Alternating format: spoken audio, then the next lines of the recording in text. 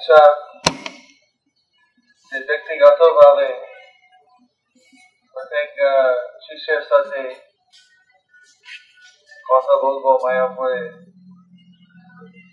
এখন হচ্ছে পরিকল্পনা আছে কিভাবে ব্যক্তিগত সবাই 3-4 মিনিটে সেখানে কতদিন লাগবে করতে। আর সবসময় আমাদের ওই বিভিন্ন কাজের চাপে এবার আমি সরাসরি আসতে চেয়েছি। আমাদের ওই অগস্ট মাসে হায়দ্রাবাদে একটা ট্রাস্টের মিটিং ছিল, সেটা হঠাৎ বলতে দিয়েছে সেপ্টেম্বর মাসে।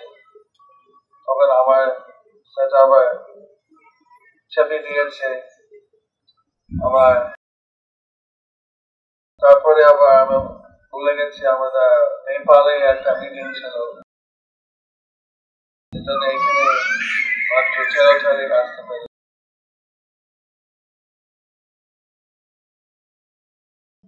আশা করি নভেম্বর মাসে বিভিন্ন কাউন্সিলর গ্রুপ গৃহস্থভাড়া ব্যক্তিগত কথা বলতে বলবো। এখন থেকে যখন সে সুযোগ নেই সবাইকে দেখে একবার সাক্ষাৎ করা ভালো হয়। যখন যেমন আমি রুশে বা অন্য জায়গায় যা রুশে একটু উৎসব হয়, সেখানে একদিনে সব সেখানে শিক্ষক শিষ্য আর শিক্ষা শিষ্য দুটোই মিলন হয়। তখন সবাই পরিচয় দেয়, কেন বিভিন্ন দেশ থেকে বিভিন্ন জায়গা থেকে। তারপরে আরেকটু বেশি সময় থাকে এখানে সবাইকে পরিচয় দিতে গেলে সেটাও চিন্তা লেগে যাবে। আর এমনি সবাইকে পরিচিত আছে একই জায়গায়, এগুলো সব ফর্মালিটি দরকার হয় না। এখানে আমরা আন্তর্জাতিক কৃষ্ণ ভবনামৃত সংঘ আছে, আমরা একটা বিরাট একটা পরিবারের মধ্যে, যেখানে আমাদের প্রভুপাদে উনি আমাদের আদিগুরু মানববিদ্যা ঠাকুর,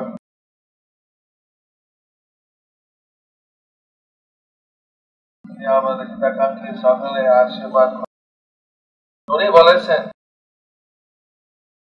বৃন্দাবনে আমি চাই আমার শিষ্য শিষ্য হবে এবং সেই শিষ্য আমার প্রশিষ্য হবে, আমার নাতি শিষ্য হবে। প্রভুপাদ গুরু পরম্পরার জন্য চেয়েছে। সেই জন্য যেহেতু প্রভুপাদ গ্রন্থায় লেখায় এবং নিজের শেষ আদেশে বলেছেন তোমরা ইচ্ছা সেভাবে আমরা করি। আমরা সবাই চেষ্টা করছি প্রভুপাদের মনোভীষ্ট পূরণ করার জন্য। আমরা মায়াপুরে আমাদের বিভিন্ন গুরুদেব আছেন। আমাদের ভক্তি চুরু মহারাজ আছেন, ব্যাস পূজা কালকে অনুষ্ঠিত হচ্ছে। আমাদের সুভাষ স্বামী মহারাজ, আমাদের ভক্তি বিদ্যাপূর্ণ মহারাজ যারা এখানে থাকেন। এছাড়া যারা থাকেন না, আমাদের আরো তো অনেক গুরু শিষ্য আছে, নিরঞ্জন মহারাজ বা যদুনাথ স্বামী বা অনেক বিভিন্ন সবাই প্রবিষ্ণু স্বামী, যেমন আমাদের মহাবিষ্ণু স্বামী। বাংলাদেশে আমাদের অনেক প্রবিষ্ণু মহারাজের শিষ্য আছে। দক্ষিণ ভারত আমাদের ভক্তি বিকাশ মহারাজের শিষ্য, গোপাল কৃষ্ণ গোস্বামী শিষ্য। এইভাবে আমরা পরস্পর সহযোগিতা করি। তাদের সাথে আমাদের খুব ঘনিষ্ঠ একটা সম্পর্ক রয়েছে। কখনো দেখা যাচ্ছে যে কাকা গুরু কাছে তারা কখনো অনেক কিছু উপদেশ পায়। আমার যেমন দক্ষিণ ভারতে বানু মহারাজ, উনি এখন পর্যন্ত দীক্ষা দেননি, অধিকার আছে কিন্তু দয়া করেনি এখনো কেউ, কিন্তু সে অনেক ভক্তের শিক্ষাগুরু হতে উনি পছন্দ করেন। দেখা যাচ্ছে সেখানে বিভিন্ন উপদেশ বা নির্দেশন করেন। আমাদের মালয়েশিয়া তো ভক্তি ব্রজেন্দ্রনন্দন মহারাজ, উনি থাকেন, ওনার শিষ্য আছে। এভাবে আমাদের গৌরী মাতা করতে পারিনি। একটা সংস্থান অনেক গুরু, জানি না এরকম গৌরী মাতা শুনিনি এখনো এরকম আছে।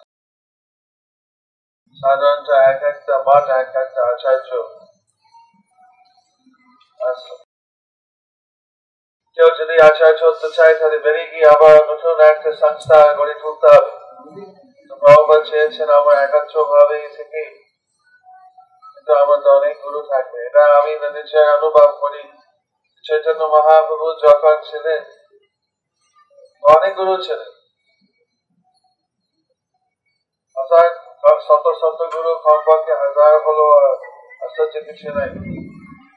অজয় নিত্যানন্দ প্রভু তার 64 মহত্ব বলেন, 64 গুরু নিচে করেছেন। চিন্তা করুন, তাদের আবার যখন শিষ্য সব গুরু হয়ে গেলেন,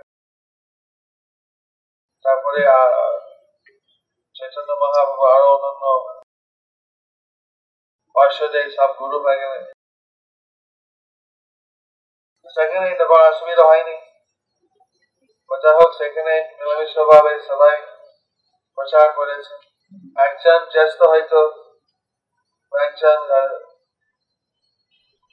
প্রচারের ভার ছিল, কেন তখন বৃন্দাবনে রূপ গোস্বামী, রূপ সনাতন ছিলেন, তারপরে জীব গোস্বামী। এইভাবে এখানে পশ্চিম মানে আমাদের বাংলা, পূর্ব পশ্চিম বাংলা, আমাদের নিত্যানন্দ পরে ছিল বীরচন্দ্র প্রভু, নিত্যানন্দ পুত্র, তিনি ক্ষীরোদাক্ষায় বিষ্ণু অবতার। আমাদের একটা বর্ধমান জেলা জ্ঞানদাস শ্রীপদ,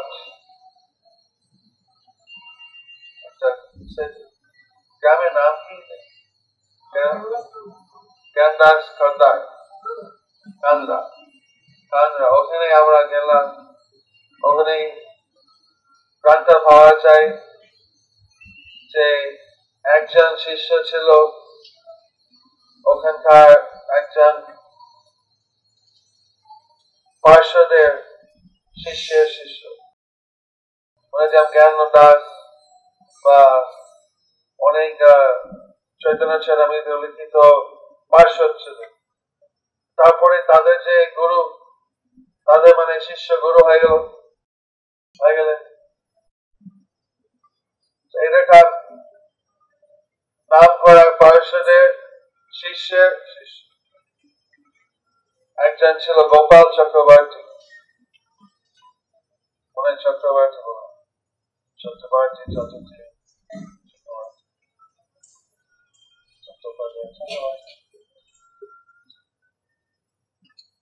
যখন কেউ জিজ্ঞাসা করতো কাছে তোমার গুরুকে, নিজের গুরু পরিচয় না দিয়ে আমার গুরু বেশি কেউ চিনত না, তার পরম গুরু পরিচয় দিত, আমি ওনার শিষ্য। তখন চন্দ্র প্রভু আদেশ দিয়েছেন শ্রীনিবাসাচার্য, আমি এই গোপাল চক্রবর্তী আমাদের এক্সকমিউনিকেট করছি, মানে ওকে বহিষ্কার করছে। কোনো বৈষ্ণব তার সাথে কথা বলবে না, দেখা করবে না, মুখ দেখবে না, বৈষ্ণব সমাজ বহিষ্কার। কেননা যে কৃপা কিভাবে চলে আসছে সেটা দেখছে না। সে নিজে পরিচয় দিচ্ছে পরম গুরুদেবের শিষ্য। সেই জন্য আমাদের বৈষ্ণব সমাজ এভাবে এটা মর্যাদা লঙ্ঘনের জন্য থাকবে। এটা দেখা যাচ্ছে যে চন্দ্রপ্রভু যদি উনি সবাই উপরে কভার ছিলেন, আমাদের প্রভুপাদ আমাদের সবাই উপরে, এখন প্রভুপাদের প্রতিনিধি একটা স্বরূপ ঠিক সম্পূর্ণ প্রতিনিধি না হলো কিছুটা সংরক্ষণ করবার অধিকার দিয়েছেন প্রভুপাদ জিবিসি বডির উপরে, যাতে আমাদের সমস্ত পরস্পর সমস্ত গুরুর মধ্যে একটা শৃঙ্খলা থাকে। আমাদের আরো যেমন একটা সংস্থা, একটা গুরু শিষ্যের পর শিষ্য আমাদের আরো ঘনিষ্ঠতা থাকে। অনেক সময় আমার কি বলে ভাইপো শিষ্য আমাদের আধ্যাত্মিক ভাইপো আমার কাছে আসে, গুরুদেবের কাছে কি বলবো ভয় পাচ্ছে, আগে আমার কাছ থেকে শুনে নেবে। আর আমি শুনে ছোট খবর আমার কাছে অনেক সময় শিষ্য তো ভয় পাই, তারা হয়তো অন্য আমার গুরু ভাইয়ের কাছে কিছু জিজ্ঞাসা করবে, আগে মনটা ঠিক করবে কি বলবো, তারপরে আমার কাছে আসে। এরকম দিয়ে আমাদের যেমন আমাদের অনেক শিষ্য তারা অন্য গুরু শিক্ষা নিচ্ছে, আবার অন্য গুরু শিষ্য আমার কাছ থেকে শিক্ষা দিচ্ছে। এভাবে আমাদের ভিতরে অনেক কিছু একটা পারিবারিক ভাবে একটা ভাব আছে। এর মধ্যে তখন হয়তো তাদের বৈষ্ণব আচার ব্যবহারটা না করে সেখানে অন্যভাবে ব্যবহার করছে বা অন্যভাবে সমালোচনা করে, সেটা যাতে না হয়। আমাদের ধরতে আমার শিষ্য ঠিকই যাতে আমরা সবসময় সমস্ত গুরু যথেষ্ট ভাবে সম্মান দিই, যত বৈষ্ণব সম্মান দিই।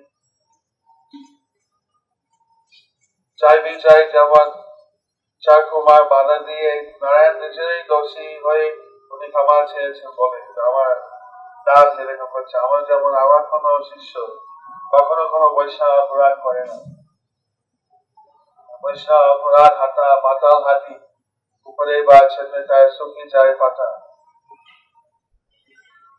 এখানে আমাদের যে ভক্তি লোটা সেটা একবার উড়ে দিয়ে নষ্ট হয়ে যাবে। যদি অন্য কেউ বৈষ্ণব অপরাধ দেয় সেটা আমরা তাদের সাবধান দিতে পারি বা তাদের বৃষ্টি করতে পারি, বা আমরা তার মধ্যে গিয়ে মুক্ত আমরা কোনো বৈষ্ণব অপরাধ করবো না। দুটো খারাপ কাজ একটা ভালো কাজ হয় না। আমরা সবসময় চেষ্টা করবো ভালো। আমাদের সকলে আমাদের কাছে সার্বজনীন। আসলে আমি মনে আছে যে কৃষ্ণ বজ্রামৃত নরহরি ঠাকুর উনি বলেছেন একবার যে একটা বৈষ্ণবের জন্য যদি আমরা মরে যাই তা আমাদের সাথে সাথে ভগবান দাম ফিরে যায়। যেমন আমরা একটা বাঘ এসছে একটা বৈষ্ণবকে অ্যাটাক করছে, আমরা সেই বৈষ্ণবকে বাঁচার জন্য আমরা বাঘের সাথে লড়াই করি, তবু আমার পারেও নাই, বাঘ আমাদের শেষ করে দিল, হয়তো বৈষ্ণব আছে। আমরা যে মরে গেলাম বৈষ্ণবকে বাঁচা থাকি, ভগবান এত আশীর্বাদ যে আমরা তো ভগবান দাম ফিরে যাবো। সেরকম যদি বৈষ্ণব এত ভগবানের প্রিয় হয় তার জন্য মরে গেলেও উদ্ধার হয়। এরকম প্রিয় ভগবানের প্রিয় ব্যক্তি কেন আমরা অপরাধ করতে যাব? কেবল গুরু নাই, সেটা এমনি এমনি সাধারণ ভক্তের কথা বলছে।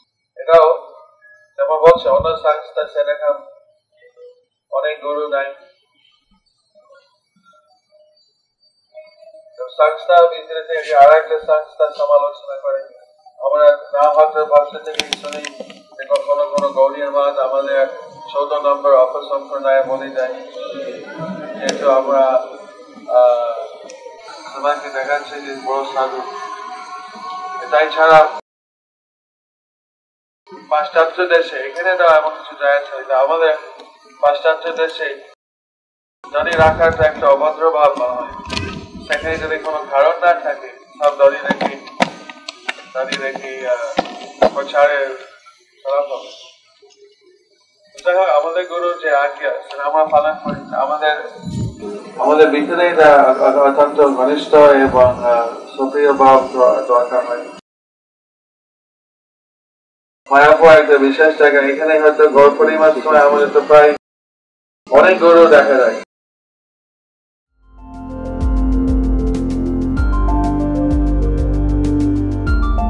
Thank you for watching our videos. Be sure to subscribe to our channel. We publish new videos every day, and don't forget to like and share our channel.